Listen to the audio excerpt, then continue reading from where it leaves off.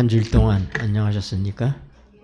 네, 우리 성현이, 서진이, 선혜리 이 삼형제가 열심히 준비해서 와서 부르는 찬양에 하나님께서 기뻐하시리라 생각합니다. 거듭 얘기하지만 지금 이 책 다 가지고 계신가요? 네, 없는 분들은 얘기하시죠. 갖다 드릴 테니까. 네, 우리가 지금 이 책을 지금 공부하고 있습니다. 네.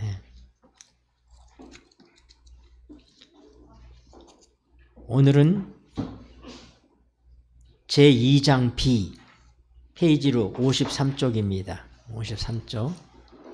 한번 좀 다 펴보세요. 53쪽. 이 책은 30여 개국 이상의 나라에 번역돼서 지금 한 거의 100만 부 이상 팔리고 있는 그런 책입니다. 네.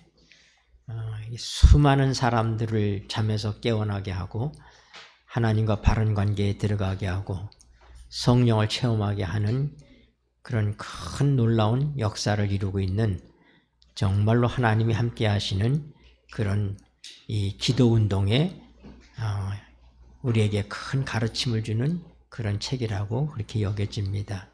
여러분들이 열심히 여기서 권하는 것처럼 적어도 6번에서 10번씩은 이걸 탐독하시게 되시길 바랍니다. 네. 제가 읽어보니까 읽을 때마다 새로워요. 다 읽었는데도 또 읽으면 또 새롭고 또 이런 말씀이 있었는가 그렇고 계속 그런 걸 제가 느낍니다. 여기 어려운 신학적인 얘기는 담겨 있지 않습니다. 그저 여러분들이 이해하기 쉬운 말로 기록되어 있지만 우리의 가장 절실한 필요인 성령님과 함께 사는 삶에 대한 얘기들이 여기에 기록되어 있습니다. 매 장이 끝날 때 보면은 그것을 복습하는 질문서가 있습니다. 개인적 성찰과 토의라고 하는 여러분 페이지 67쪽을 보십시오.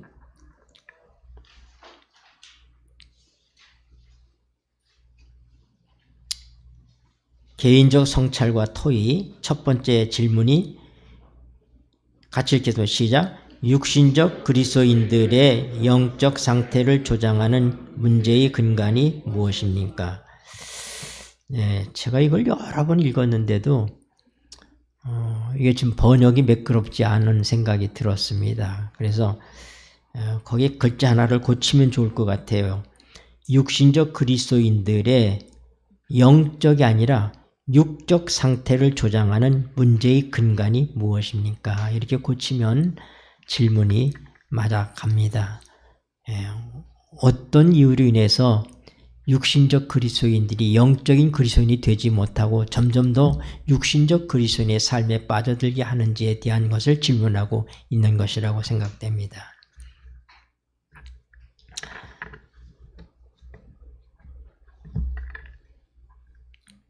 제목은 육신적 신자들의 주된 문제는 무엇일까요? 그렇게 시작됩니다. 오늘날 우리가 지난 시간에 공부한 것처럼 우리는 세 종류의 사람들로 구분할 수 있었습니다. 세 부류의 사람들. 그 첫 번째가 자연인, 하나님을 전혀 모르는 사람들 얘기입니다. 하나님과 아무런 교감이 없는 사람들, 그걸 우리는 성경에 육에 속한 사람이라고 얘기합니다. 육으로 난 사람들입니다. 우리 모두는 다 하나님을 모르고 태어납니다. 그게 자연인이에요. 신실한 목사님의 자녀든 장로님의 자녀든 하나님을 모르고 태어나요. 하나님과 통하지 않는 상태로 태어납니다. 하나님에 대하여서 불통의 관계. 그래서 하나님과의 관계에 있어서 비관계요, 불관계요, 방관계적인 입장에서 인간은 태어납니다. 그러므로 그들이 살아있는 동안에 하나님의 성령의 도우심을 통해서 거듭남을 체험해야 되는 것입니다. 모든 인간이 다시 태어나지 아니하면 하늘나라에 갈 수 없다. 요한복음 3장에서 주시는 말씀이죠. 물과 성령으로 거듭나는 것입니다. 물과 성령으로 거듭나면 바로 우리가 영적인 사람이 됩니다. 우리 안에 활동하지 않던 영이 살아나는 것입니다.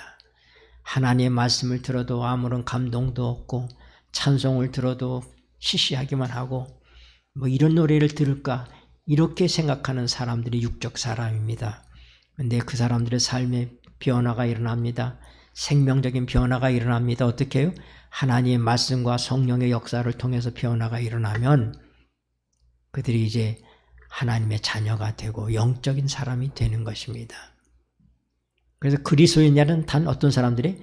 영적인 사람들이, 신령한 사람들입니다. 그런데 안타깝게도 그리스도인 가운데서도 신실한 영적인 그리스도인이 있는가 하면은 고린도전서 3장 1절부터 나와 있는 말씀처럼 육신에 속한 자들도 있는 것입니다. 하나님을 믿지만은 하나님의 성령에 이끌려서 생활하지 아니하고 자기 힘으로 자기 의지로 신앙하는 사람들, 그걸 우리는 육신에 속한 그리스도인들, 육신에 속한 자라고 그렇게 얘기합니다.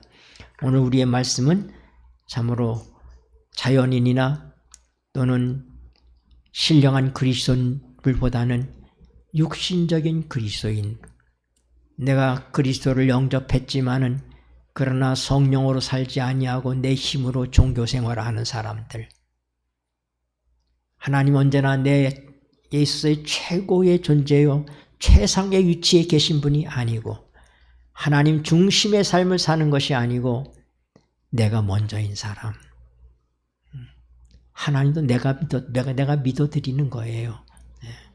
이런 사람들이 어떻게 신령한 그리스도인이 될 수 있는지에 대한 그런 주제로 이번 귀의 말씀이 있는 것입니다.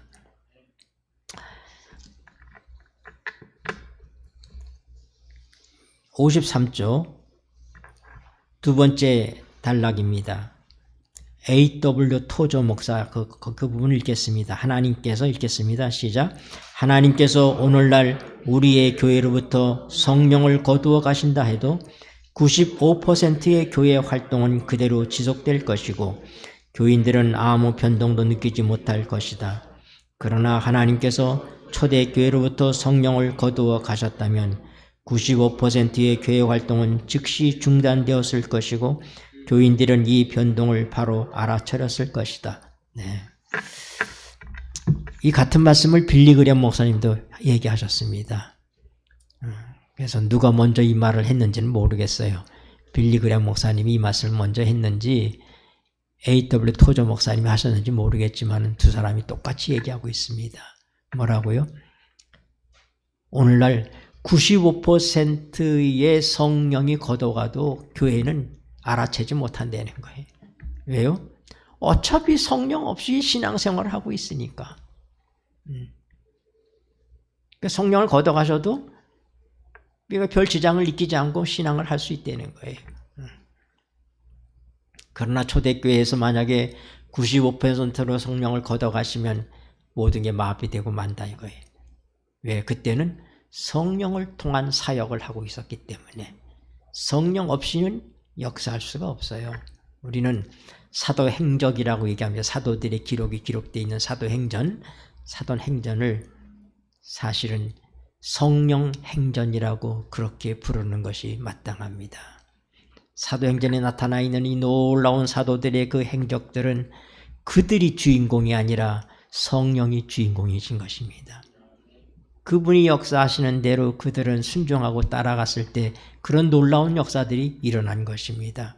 그러므로 그리스도인 삶이라고 하는 것은 종교적인 삶이 아니라 그리스도를 믿는다고 하는 그런 피상적 종교적인 삶이 아니라 하나님의 성령을 쫓아서 사는 진정한 신앙의 삶을 사는 것이 그것이 그리스도인의 삶이라고 하는 것입니다.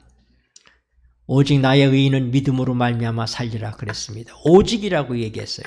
그리스도인은 믿음으로만 사는 것입니다. 믿음 아닌 것으로 사는 것은 그리스도의 삶이 아닙니다. 근데 그 믿음이라고 하는 것은 곧 뭐예요? 순종의 표시입니다.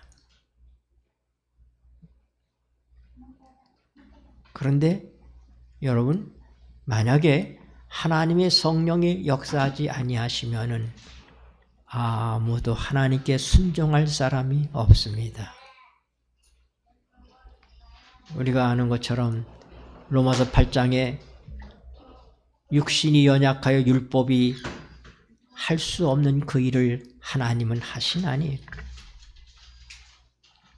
그 아들을 육신의 모양으로 보내어 그 육신의 죄를 정하사 육신을 쫓지 않고 그 영을 쫓아 행하는 자들에게 하나님의 율법의 요구가 이루어지게 하려 하십니다. 그렇게 얘기했어요. 하나님의 성령을 쫓아서 살 때만이 율법의 요구가 이루어질 수 있어요. 하나님의 율법이 이루어질 수 있는 것입니다. 여러분이 여러분의 의지로다가 내가 사람들을 구제하고 사람들을 사랑한다고 얘기하고 또 계명을 지킨다고 얘기하지만은 하나님의 성령이 함께하지 아니하였다면 예수님 말씀처럼 육은 무익하니라. 육은 무익하니라. 여러분, 0에다가 어떤 숫자를 곱해도 답은 0입니다. 하나님 앞에서 6이라고 하는 것은 없는 존재예요. 그것은 제로예요. 제로. 그러므로 6으로 행한 어떤 것도 하나님 앞에서는 뭐예요? 없는 것과 같은 것입니다. 그것은 무익한 거예요. 6은 무익하니라. 로마서 7장 18절에서는 내 육신으로서는 선한 일을 할 수 없느니라. 우리가 너무나 많은 선한 일을 우리 육으로 할 수 있습니다. 요한복음 15장 4절에는 내 안에 거하라 그리하면 나도 너희 안에 거하리라. 예수님은 포도나무, 우리는 가지입니다. 예수님께서 내 안에 거하라 그럼 나도 너희 안에 거하겠다고 얘기하셨습니다. 그리고 5절에 뭐라고요? 너희가 나를 떠나서는 아무것도 할 수 없느니라. 포도나무 가지가 원둥치로부터 분리되는 순간 그것은 생명이 없기 때문에 포도나무로서의 아무런 가치가 없습니다. 잎도 마를 것이고 꽃도 마를 것이고 열매도 맺히지 못하고 예수님은 포도나무고 우리는 가지예요. 그러므로 원둥치인 예수님으로부터 모든 수액을 공급받지 아니하면 가지는 소용이 없는 것입니다. 그러나 오늘날 95%의 이 현대의 그리스도인들은 예수 없이도 너무나 잘 살고 있는 것입니다. 성령 없이도 너무나 잘 종교 활동을 하고 있는 것입니다. 이것이 문제인 거예요. 이번 과에서 여러분들이 이런 점들을 잘 살펴보셨어야 될 것입니다. 다음 페이지를 보십시오. 우리는 성령 없이도 잘 지내고 있지 않습니까? 오늘날 교회는 대부분 육신의 신자들로 구성되어 있지 않습니까? 하나, 둘, 셋, 네 번째 줄 끝에 보면 개인이건 교회 공동체이건 우리가 당면한 문제의 핵심이 성령의 결핍이라는 것은 분명합니다. 거기서부터 하나, 둘, 셋, 네 번째 줄에 보면 요하네스 마거 목사님의 말씀이 있습니다. 사도 바울은 거기 읽겠습니다. 시작. 사도 바울은 영적 그리스도인과 육신적 그리스도인의 차이점을 지적하고 있다. 전자는 성령의 충만을 받은 자들이요 후자는 그들의 삶에 성령께서 계실 자리가 없고 혹 성령의 침례는 경험했을지를 모르나 성령의 충만은 경험하지 못한 자들이다. 학자들마다 이 성령에 대한 용어들을 정리하는데 약간의 그런 차이들이 있습니다. 그러나 보편적으로 우리가 침례를 받을 때 성령의 침례를 받는다고 그렇게 얘기합니다. 왜냐하면 침례 받을 때 성령이 임하시지 않습니까? 우리 고린도전서 12장 3절을 보십시다. 고린도전서 12장 3절.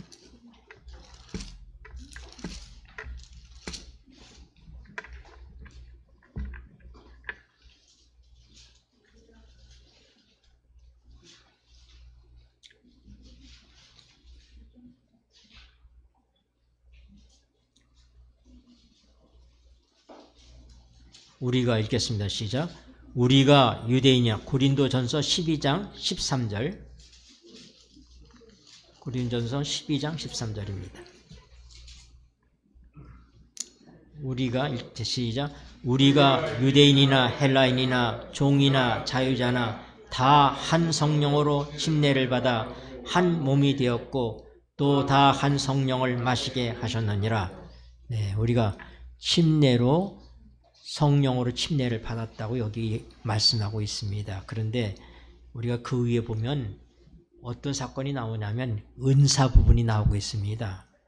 9절에 보면 다른 이에게는 같은 성령으로 믿음을, 어떤 이에게는 성령으로 병 고치는 은사를, 어떤 이에게는 능력 행함을, 어떤 이에게는 예언함을, 어떤 이에게는 영들 분별함을, 여러 은사들을 얘기하고 있어요. 그래서 우리가 보통 성령의 침례라고 얘기할 때 성령의 충만함을 의미하는 것이기도 하지만은 더 정확하게 얘기하면 이것은 성령의 특별한 역사, 특별한 사역을 얘기합니다. 다시 얘기해서 예수님의 제자들이 이미 성령 충만한 가운데 그들이 오순절 다락방에 모여서 함께 기도하고 서로 죄를 고하면서 그들 정말 성령 충만한 삶을 열흘 동안 경험하고 있었습니다. 그러나 그들이 아직 성령의 침례는 받지 못한 것입니다.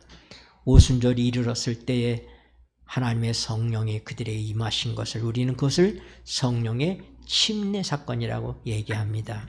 12장 3절을 보세요. 12장 3절. 그러므로 내가 읽겠습니다. 시작.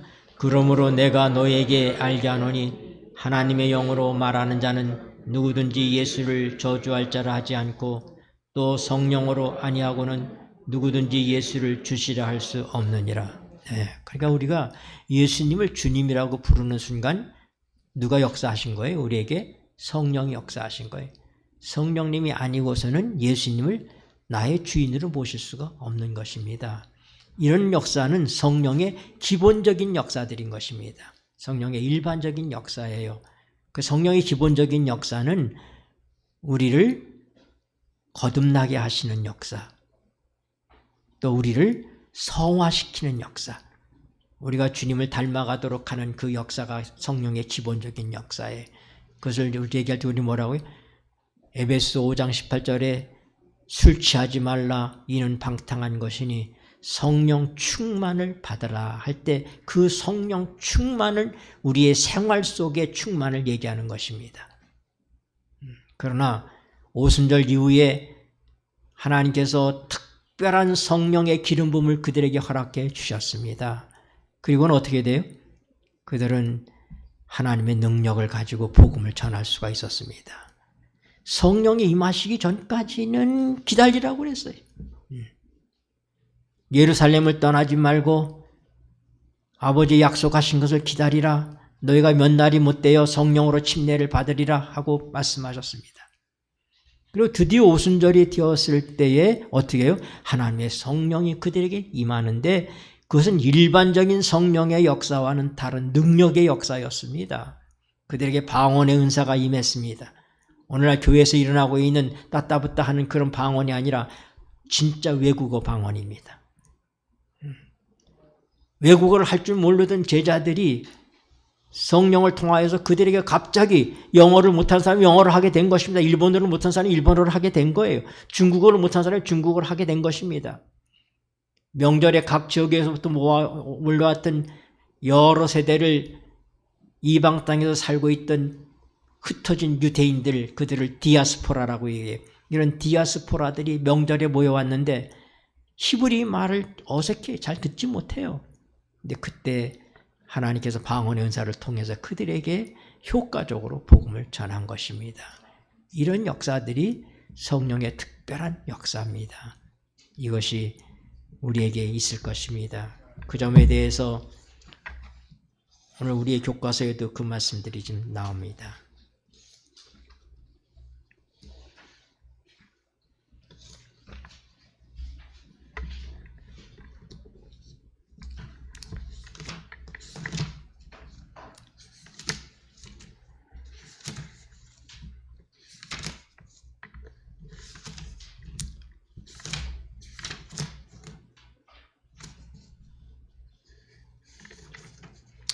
다음 시간에 제가 성령을 체험하는 7단계에 대해서 함께 살펴볼 것입니다. 물론 교과서 내용을 중심으로 하면서 우리가 더 구체적인 것들을 공부할 것입니다. 그런데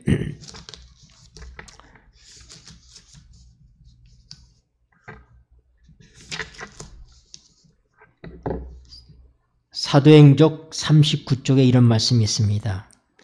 사도시대의 성령을 부어주심은 이른비 혹은 먼저의 비의 시작이었고 그 결과는 영광스러웠다. 종말에도 성령의 임재가 참 교회와 함께할 것이다. 그러나 세상의 추수와 끝이 가까울 때에 인자의 오심을 맞기 위해 교회를 준비시키고자 하시는 영적인 은혜의 특별한 부어주심이 약속되어 있다. 이러한 성령의 부어주심은 늦은 비가 내리는 것으로 비유되었다. 그리고 이 더해진 능력을 받기 위하여 그리스도인들은 봄비 때에 추수하는 주인에게 탄원을 올려야 한다. 이어지는 말씀에 보면은 사도시대에 경험했던 그 이른 비의 경험보다 늦은 비의 경험은 더 영광스러울 것이라고 얘기하고 있습니다. 그러므로 오늘 우리가 하나님의 성령의 역사를 단순히 우리를 회개시키고 우리를 감동시켜 주시고 우리의 품성을 변화시키는 그런 단순한 역사만이 성령의 역사가 아니라는 사실을 아셔야지 돼요. 더 큰 역사가 있어요. 그게 성령의 기름 부음입니다. 네. 우리 누가복음 3장에 있는 말씀을 보십시다.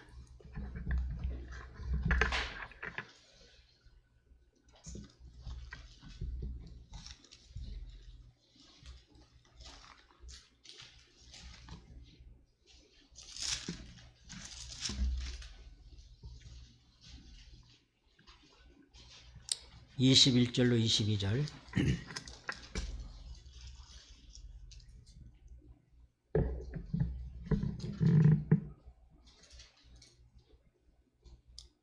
백성이 읽겠습니다. 백성이 다 침례를 받을새 예수도 침례를 받으시고 기도하실 때에 하늘이 열리며 성령이 형체로 비둘기같이 그에게 강림하시더니 하늘로서 소리가 나기를 너는 내 사랑하는 아들이라 내가 너를 기뻐하노라 하시니라. 예수님은 태어나실 때서부터 하나님의 아들이십니다. 그러나 그가 침례받기 전에 30년 동안 그런 단순한 요셉의 한 가족으로서 살았습니다. 목수의 아들로서 그도 가사를 도우면서 사셨습니다. 그때도 하나님의 성령은 그와 함께 하셨습니다.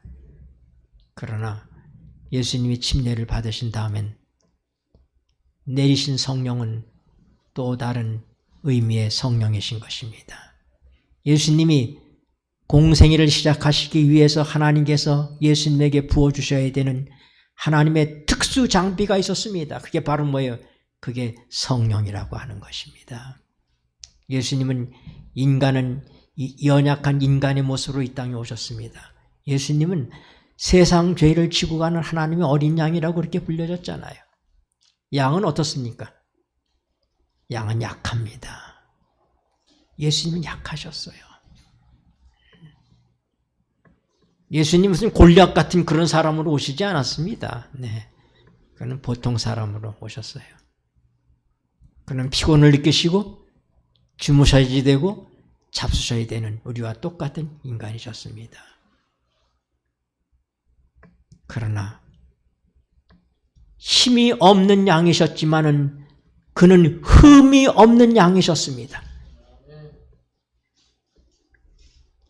힘이 없을 뿐만 아니라 인간으로서 힘이 없을 뿐만 아니라 뭐도 없어요? 흠도 없으셨다 이 말입니다. 그에게 흠이 있으면 안 되는 거예요. 흠 없는 어린 양. 사단의 권세를 끝장내기 위해서 이 땅에 오신 그 예수님은 가장 연약한 모습으로 오셨습니다. 그런데 그 예수님을, 연약한 그 예수님을 하나님과 접속시키는 일을 한 게 바로 뭡니까? 그게 성령이신 것입니다. 그게 성령의 기름 부음이에요. 기름 붓다 하는 뜻이 뭐예요? 그리스도와 예수란 뜻은 구원자란 뜻이에요. 마태복음 1장 21절에 아들을 낳으리니 그 이름을 예수라 하라. 이는 저가 자기 백성을 저희 죄에서 구원할 자이십니다. 그렇게 얘기했어요. 예수라는 이름은 그 이름 자체가 구원자라는 뜻이에요. 네. 그리스도 예수, 그러니까 예수님의 성이 그리스도인가 보다. 아닙니다. 그리스도란 얘기는 메시아란 얘기예요. 메시아와 그리스도는 동일한 단어입니다. 뜻이 뭐예요? 기름 부음을 받다. 기름 부음을 받다. 우리 참고적으로 요한일서 2장 18절 보십시다. 요한일서 2장 18절.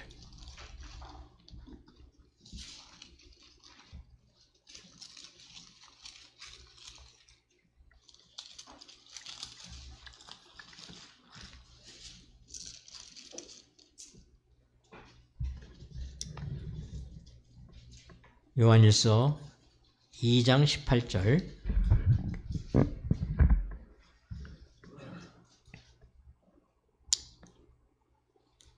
(389쪽입니다) 아이들아 읽겠습니다. 시작.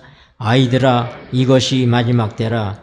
적 그리스도가 이르겠다 함을 너희가 들은 것과 같이 지금도 많은 적 그리스도가 일어났으니 이러므로 우리가 마지막 때인 줄 아노라. 예수님을 대적하는 세력을 우리가 적 그리스도라고 얘기합니다.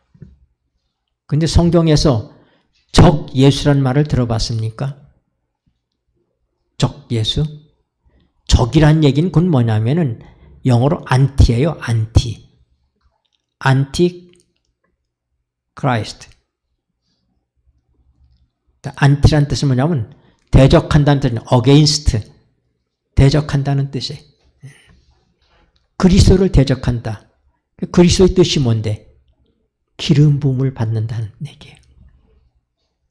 그러니까 기름 부음을 받는 그 일을 반대하는 일을 하는 게 악한 영이 하는 일인 것입니다. 사단이 이 땅에서 하는 일의 가장 중요한 일이 뭡니까? 기름 부음을 반대하는 거예요. 하나님의 성령의 역사를 체험하지 못하게 하는 것입니다. 그러므로 사단은 얘기하는 거예요. 너희들 예수님 잘 믿으라고 얘기하는 것입니다. 예수 믿는 거 뭐라고 하지 않아요. 그러나 네 식대로, 니대로 믿으라는 거예요. 니대로. 지식에 의존해서 믿으라는 것입니다. 종교적으로 믿으라는 것입니다. 그러나 기름 부음을 받지 말라는 거예요. 기름 부음은. 성령은 모르고 지내라는 거예요. 성령은 체험하지 말라. 이게 적 그리스도의 영이 하는 일인 것입니다. 예수님에게 기름 부음이 없었으면 그는 사단과의 싸움에서 승리할 수 없었을 것입니다. 왜요? 그는 우리와 같은 연약한 인간으로 오셨기 때문입니다. 그가 침례 받으시고 성령의 충만함을 받고 광야로 들어갔습니다. 거기서 40일 동안 금식을 했습니다. 그가 약해졌을 때 사단이 나타나서 예수님을 시험했습니다. 그러니까 우리 주님께서 그 시험을 말씀으로 이기셨지요. 그런 다음에 그가 성령 충만해서 돌아오십니다. 그래서 어떻게 해요? 그가 회당에 들어가십니다. 누가복음 4장을 보시겠습니다. 누가복음 4장.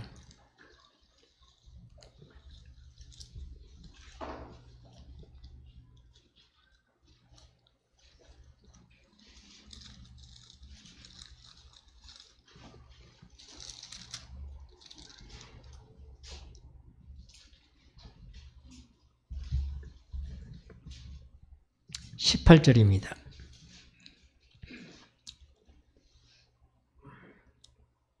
주의 성령 읽겠습니다. 시작. 주의 성령이 내게 임하셨으니 이는 가난한 자에게 복음을 전하게 하시려고 내게 기름을 부으시고 나를 보내사 포로된 자에게 자유를, 눈먼 자에게 다시 보게 함을 전파하며 눌린 자를 자유케 하고 주의 은혜의 해를 전파하게 하려 하심이라 하였더라. 여러분, 예수님 회당에 들어가셔서 성경을 읽어달라고 그러니까 이사야 61장을 핀 겁니다. 그리고 자기에 대해서 예언되어 있는 이 말씀을 읽은 거예요. 하나님께서 예수님에게 성령을 기름 붓듯 하셨습니다. 그래서 그분의 공생애가 시작되게 되는 거예요. 가나의 혼인잔치에서 첫 이적을 행하신 것도 그가 성령의 기름을 받으신 다음인 것입니다. 예수님이 하신 모든 일은 성령의 기름 부음의 결과들인 것입니다.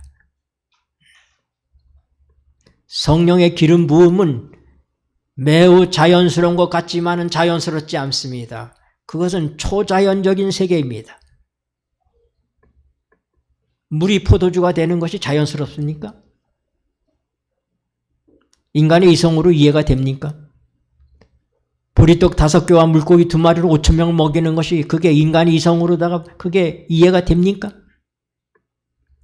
성령의 기름 부음은 인간의 이성으로 이해하는 영역을 넘었습니다. 근데 오늘날 이 교회는 어떻게 돼요? 옛날에 하나님께서 성령의 기름 부음을 통해서 일어났던 여러 기적들을 봅니다. 나아만 장군이 엘리사 시대 때 가서 문둥병이 나은 것도 보고 엘리야 선지자가 사르밧 가고의 아들을 죽음에서 일으킨 것도 우리가 다 믿습니다. 그거 다 좋다고 믿어요, 이렇게. 그리고 우리가 사는 지역이 아닌 저 아프리카라든지 남미에서 어떤 놀라운 일들이 일어난다고 하는 얘기들은 우리가 그건 그런 대로 받아들입니다. 그러나 이것이 내가 살고 있는 이 삶의 현장에 내 교회 안에서 이런 놀라운 일들이 일어나는 것에 대해서는 믿지를 못합니다. 아예 기대를 안 하는 거예요. 왜 그럴까요? 적 그리스도가 있기 때문에 그렇습니다. 적 그리스도가. 그래서 뭐라고 얘기해요? 왜 이 작은 책 하나를 가지고 전 세계 우리 교인들이 다 깜짝 놀라고 센세이션을 일으키고 있습니까? 오랫동안 잠자도록 만들어서 적 그리스도가 성령의 기름 부음에 대해서 눈멀게 했습니다. 이 교회에 대해서. 예수 잘 믿으라는 거예요. 안식일 잘 지키라는 거예요. 11조 잘 내라는 거예요. 그러나 성령은 말고 네 힘으로, 네 의지로. 오늘 우리 교과서의 화이프님께서 그런 말씀을 말씀하셨습니다.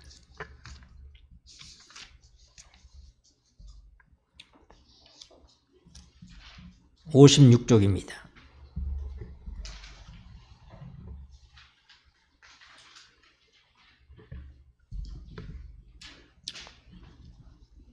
두 번째 줄 로마서 8장 7절에서부터 읽겠습니다. 시작. 육신의 생각은 하나님과 원수가 되나니 이는 하나님의 법에 굴복하지 아니할 뿐 아니라 할 수도 없습니다. 육신의 생각은 하나님을 대적하기 때문입니다. 육신의 뜻대로 산 사람치고 하나님의 율법을 지킨 일도 없고 또 결코 지키려 하지도 않습니다. 화인 여사가 이 주제에 관해 명쾌한 해답을 주십니다. 율법을 지키는 자신의 행위로 천국에 이르려고 노력하는 자는 불가능한 일을 시도하고 있는 것이다. 순종 없이 구원받을 사람은 없다. 그러나 이 순종의 행위가 자기 자신에 의존한 노력이 아니어야 한다. 그리스도께서 그 안에서 자기의 기쁘신 뜻을 위하여 그에게 소원을 두고 행하게 하셔야 한다. 육은 무익하다고 얘기했습니다. 육신의 생각은 하나님과 원수가 된다고 그랬습니다. 내가 육신적으로 아무리 신앙생활을 열심히 해도 그것은 하나님과 상관없는 것입니다. 얼마나 비참한 얘기입니까? 얼마나 무서운 얘기입니까? 그날에 주님께서 나는 도무지 너를 모른다. 주여 주여 우리가 주의 이름으로 선지자 노릇하고 주의 이름으로 귀신도 쫓아내고 우리가 이런저런 일 하지 않았습니까? 내가 주의 이름으로 교회 목사였고 장로였고 집사였습니다. 근데 주님께서 나 너 모른다. 불법을 행하는 자들아 떠나가라. 성령으로 살지 아니한 자는 하나님의 사람이 아닌 것입니다. 성령으로 살지 아니한 자들은 하나님의 백성이 아닙니다. 하나님 모르는 자들인 것입니다. 이 교회 안에는 이런 육신적인 그리스도인이 너무나 많다 이 말입니다. 내 힘으로 무엇을 해보려고 그러는 거예요. 내 힘으로. 우리는 너무나 그동안 많이 이 강단에서 우리의 힘으로 힘껏 노력해서 무엇을 해보자고 그렇게 목사들이 가르쳐오지 않았는가 좀 반성할 필요가 있는 것입니다. 여러 10년 전에 제가 대방동교회에서 심호할 때 로마서를 중심으로 설교를 한 5년 동안 했습니다. 그 로마서 테이프가 그게 거의 한 200개, 1시간짜리 테이프가 한 200개 정도가 녹음이 됐어요. 그 테이프들이 많이 돌아다녔습니다. 제가 어쩌다가 지방교회 가면 어떤 사람들은 얘기하기를 목사님, 저는 목사님 모르지만 저는 목사님 테이프 교인입니다. 그런 사람들이 있어요. 제 테이프를 듣는 교인이라고. 그런데 꽤 여러 장로교회에서도 제 테이프들을 갖다 들었습니다. 어떤 소그룹 모임에서는 제 테이프를 틀어놓고 소그룹 모임을 가졌다는 거예요. 그러면서 그들이 가슴을 치고 얘기가 우리가 한 건 다 유기였어. 우리가 한 건 다 유기였어. 이게 재림교회만이 아니라 수많은 이 일반 우리 개신교회에 앉고 있는 이 모든 종교 활동이 성령과 상관없이 이루어진 일들이 너무나 많습니다. 왜요? 적그리스도가 있기 때문에. 적그리스도가 해라 이겁니다. 그래서 그가 만들어내는 게 뭡니까? 율법주의를 만들어냅니다. 형식주의를 만들어냅니다. 완전주의를 만들어냅니다. 여러분, 형식은 중요합니다. 예수님께서 침례 모본을 배우셨고 성찬 예식을 세우셨습니다. 그 형식은 중요해요. 우리가 해야 됩니다. 그러나 거기에 주의가 붙으면 문제가 생기는 것입니다. 형식주의. 율법 중요합니다. 그런데 그 율법에 주의가 붙으면 문제가 있는 거예요. 오늘 우리에게 하나님의 성령이 필요합니다. 예수님이 성령 없이 아무것도 할 수 없으셨습니다. 그러므로 예수님은 하나님의 본체시라고 그랬어요. 빌립보서 2장에. 에베소서에는 예수님은 하나님의 형체라고 얘기했어요. 다시 얘기해서 예수님은 하나님의 DNA를 그대로 가지고 계신 분입니다. 하나님과 예수님의 DNA는 같다 이 말입니다. 아버지와 나는 하나다 얘기했어요. 그러므로 오늘 하나님의 성령을 통해서 새로 태어나는 사람들에게는 예수님의 DNA가 우리에게 있게 되는 거예요. 그 예수님의 DNA라고 하는 것은 어떤 것이냐? 그것은 자연스러운 것이 아니라 하늘은 초자연적인 것입니다. 여러분, 하나님에 대해서 생각해 볼 때 하나님에 대한 것은 자연스러운 게 얼마나 있습니까? 이스라엘 백성이 애굽에서부터 출애굽할 때 하나님이 구름기둥과 불기둥으로 나타나셨습니다. 그게 자연스럽습니까? 홍해바다를 육지처럼 건넜습니다. 자연스럽습니까? 만나로 먹였습니다. 반석에서 물을 나게 해서 마시게 했습니다. 자연스럽습니까? 그러나 오늘날 우리 재림교회는 자연스러움을 추구합니다. 모든 게 무난하고 우리의 상식에서 어그러지지 않고 이렇게 우리에게 틀져 있다고 할 때 하나님의 성령께서 강력한 역사로 우리에게 역사할 때 우리는 수용할 수가 없는 거예요.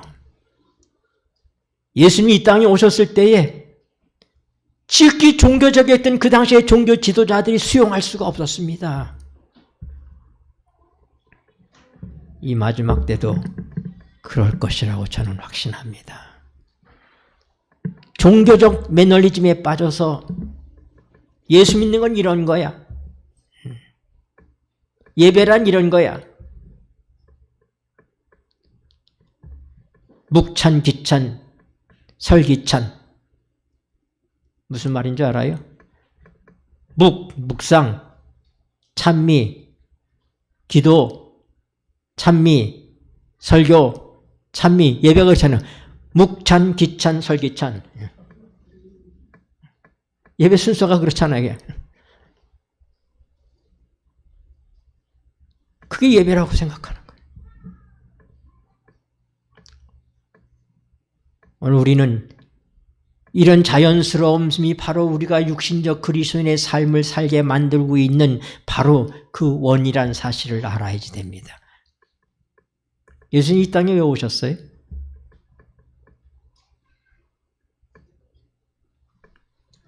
주기도문에 무슨 말씀이 있어요? 하늘에 계신 우리 아버지여 이름이 거룩히 여김을 받으시오며 나라에 임하옵시며 나라가 이곳에 임한다고 그랬잖아요. 하나님의 나라가. 하늘나라가 이 땅에 임하는 것입니다. 그 얘기는 뭐냐면 초자연적인 나라가 이곳에 임하는 거예요. 하나님에 속한 것은 다 초자연적인 것입니다. 예수님께서 니고데모에게 성령에 대해서 얘기할 때 그런 바람과 같다고 그랬어요. 바람은 초자연적인 것입니다. 인간이 인위적으로 바람을 일으키거나 바람을 어떻게 우리가 움직일 수 없어요. 네. 바람의 향방을 우리가 할 수가 없습니다. 왜냐하면 하나님의 성령의 역사를 우리가 컨트롤할 수 없는 겁니다. 하나님께서 하시는 거예요.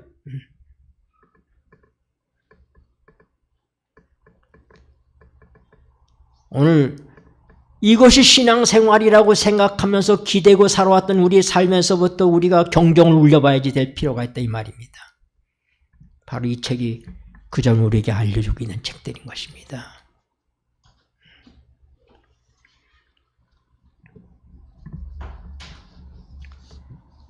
하나님의 성령이 함께할 때 우리에게 죄 지은 자를 사하여 준 것 같이 우리 죄를 사하여 주옵시고 이게 우리가 뭐예요? 우리. 제가 주기도문에서 얘기할 때 주기도문은 예수님과 함께하는 기도라고 얘기했죠.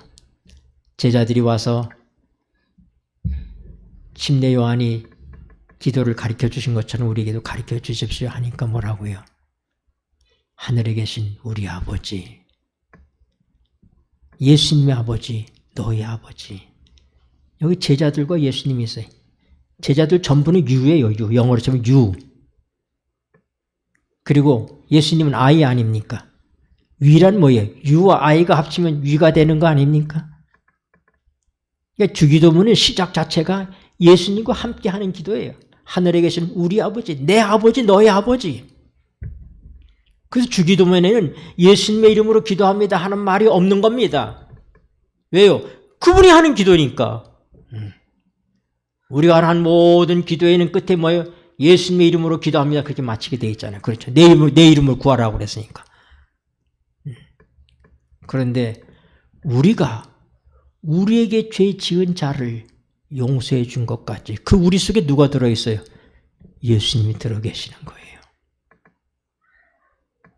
그분이 용서했기 때문에. 그래서 예수님이 용서한 것을 뭐라고 하냐면 그것을 티켓팅. 우리가 비행기를 타게 되면은 티켓팅 하잖아요. 그렇죠? 티켓팅. 예. 티켓팅 하는데 그걸 비행기를 타려면 그걸 뭘로 바꿔야 돼? 탑승권으로 바꿔야 되잖아요. 예. 예수님이 용서한 것, 그게 티켓팅이라면 우리가 비행기를 타기 위해서 탑승권으로 바꾸는 것이 내가 용서하는 거예요. 그분이 우리가 용서한 건가? 예수님과 내가 용서하는 거예요. 근데 이미 예수님은 용서하셨어요. 그래서 어떻게 돼? 나도 그 용서를 받아들이는 거예요. 왜요? 용서 안 하면 내가 힘드니까. 한 가정에 좀 부유한 가정이었는데 어머니가 세상을 떠났습니다. 그런데 어머니 유언에 따라서 둘째 아들이 유언 상속에 대한 모든 대리권을 가지고 집행하게 됐습니다. 근데 이 둘째 아들이 이 어머니가 남겨주신 재산을 자기가 다 정리한다고 여행을 돌아다니는데 여행 경비로 절반을 써버렸어요. 고급 호텔에 가서 자고 고급 요리 먹으면서 이렇게 허랑방탕해서. 근데 형은 그걸 받아들일 수가 없어. 이런 놈이 있단 말이야. 응? 그걸로 그 형제는 불목을 했고 15년간 말을 하지 않고 살았습니다. 만나지도 않고. 여러분, 형의 마음이 편했을까요? 돈은 그 돈생이 가지고 있을지 모르지만은 돈은 동생이 빚지고 있지만은 마음의 빚은 형이 지고 있는 거예요. 그 동생을 용서하지 않는 동안에 정말 누가 손해를 보고 있어요? 용서하지 않는 그 형이 손해를 보는 거예요. 그래서 예수님께서 우리가 우리에게 죄 지은 자를 용서해 준 것 같이 내가 남을 용서할 때 내가 지고 있는 이 용서의 빚이 없어지는 것입니다. 그때 마음이 가벼워지고 감사하게 되는 거예요. 이런 일이 성령께서 우리와 함께 하실 때 일어나는 일들입니다. 인간이 아무리 우리의 도리를 생각하고 이치를 생각해서 용서를 얘기하지만은 가능하지 않습니다. 성령께서 함께 할 때 우리가 얼마나 감사해. 예수님께서 너와 내가 용서한 것, 너와 내가 용서한 것 같이 너도 용서하면 네 마음의 빚이 없어지는 거야. 네 스스로가 자유로워지는 거야. 성령 역사의 한 단편을 제가 설명하고 있는 것입니다. 주기도문을 통해서. 왜 이렇게 시간이 빨리 가죠? 지금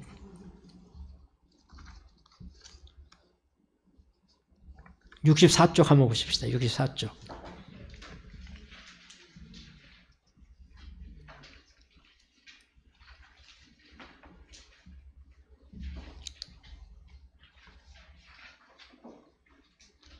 저는 이 한 시간을 위해서 일주일 내내 준비하고 이 책을 수도 없이 읽고 제가 이렇게 줄을 쳐가면서 또 중요한 걸 제가 요점을 정리하고 요 부분은 좀 강조해 드려야 되겠다 그러는데 시간이 다 가버렸어요.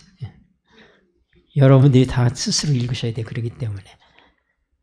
자, 여기 화이트인이 하신 말씀이 있습니다. 극소수라고 하는 거 64쪽에 읽겠습니다. 시작.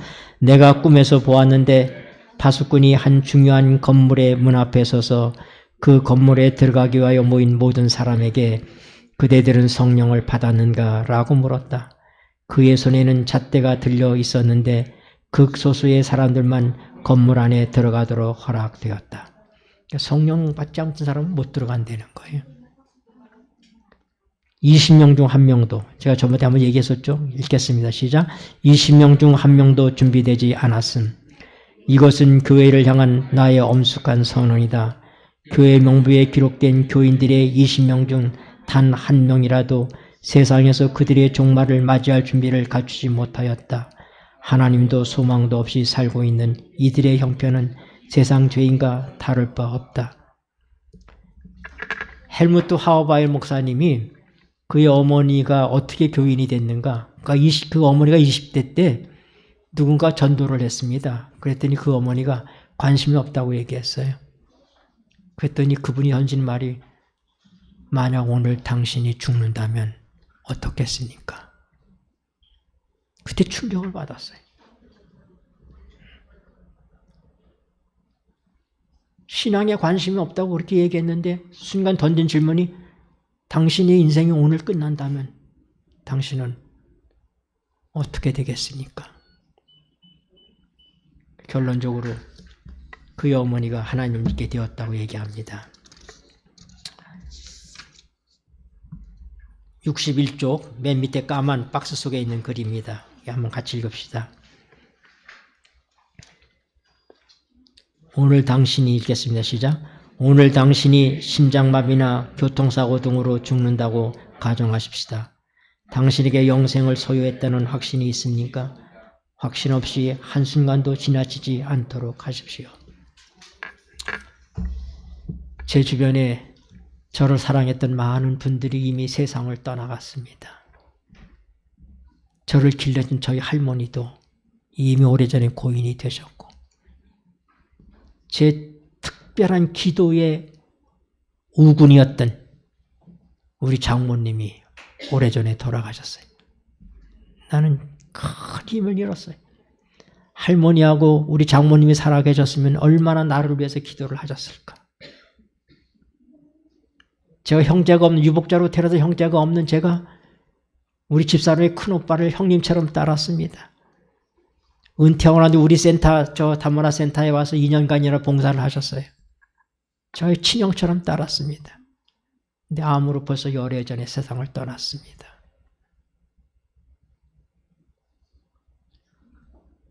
우리 장인도 세상을 떠나셨고 새 장모님도 떠나셨고 제 주변에 많은 사람들이 세상을 떠났습니다. 나도 언제 내 생명이 끝날지 모르는 삶을 삽니다. 나이가 이제 70이 넘어가고 나니까 이제 죽음이 나오고 멀지 않다는 생각이 늘 제 머릿속에 듭니다. 나는 준비되었는가?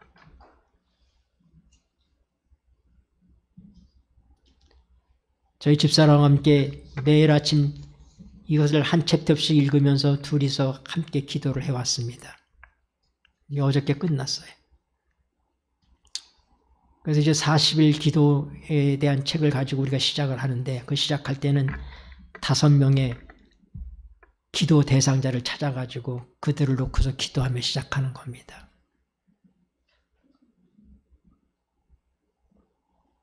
내가 기도하면서 5사람을 찾았습니다. 어떤 때는 제가 하나님께 이런 기도도 합니다. 하나님, 내가 죽어 우리 아들이 구원받을 수 있다면, 하나님, 내가 죽어 우리 손주가 구원받을 수 있다면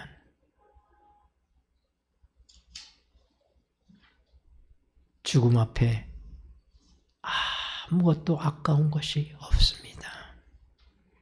우리가 다 놓고 갈 것들입니다. 우리는 다 잃어버려도 예수님을 잃어버려서는 안 됩니다. 그분이 내 삶의 모든 것을 갖고 계시기 때문입니다. 그런 그분이 그렇게 간절하게 내가 떠나가는 것이 너에게 유익하다. 내가 떠나가지 아니하면 보혜사가 오지 못하지만 내가 가면 보혜사가 온다. 여러분, 이제 앞으로 제가 성경을 공부하면서 이 책에 나와 있지 않지만은 제가 그동안에 연구했던 많은 성령에 관계된 말씀들을 첨가해서 함께 공부하게 될 것입니다.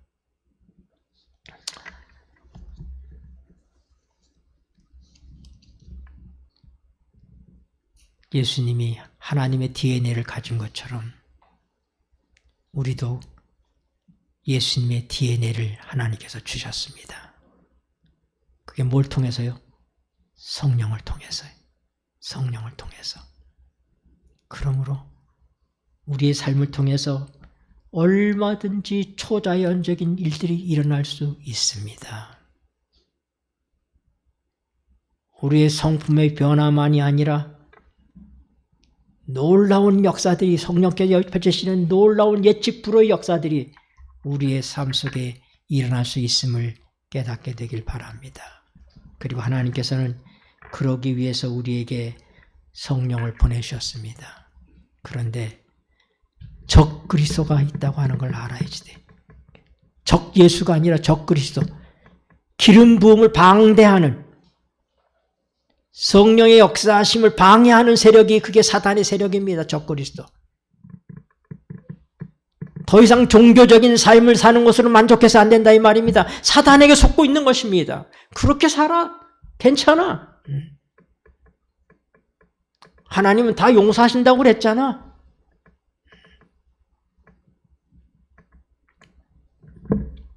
기도하시겠습니다.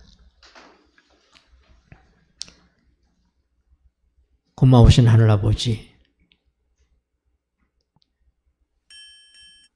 하나님께서 왜 우리에게 기름 부음을 약속하셨는지요.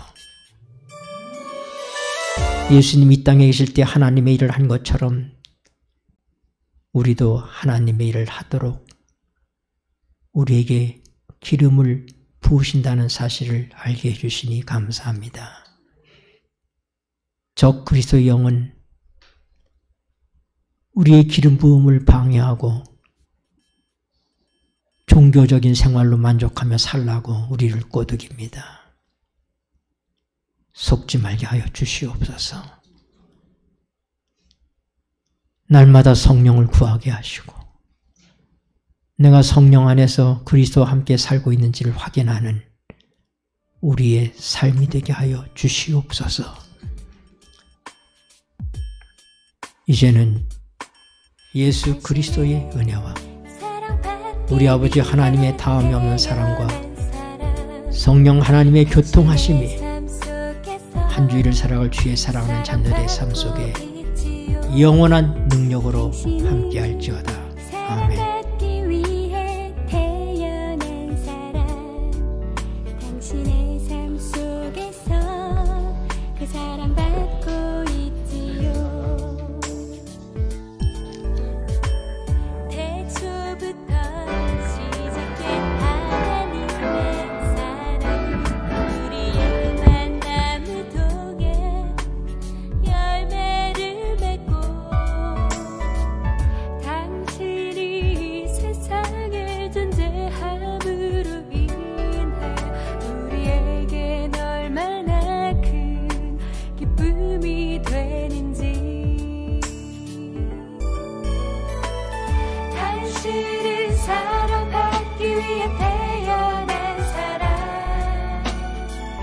지금도 그 사랑 받고 있지요.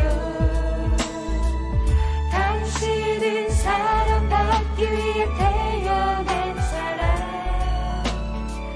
지금도 그 사랑 받고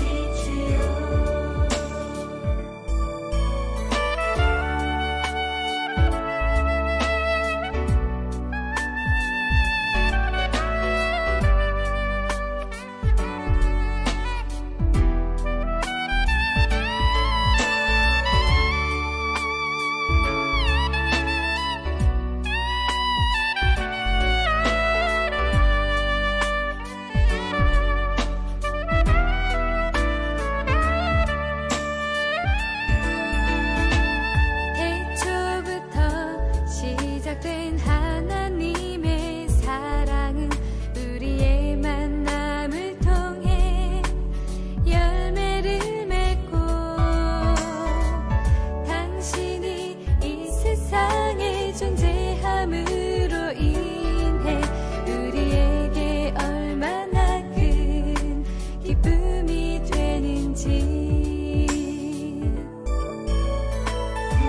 당신은 사랑받기 위해 태어난 사람.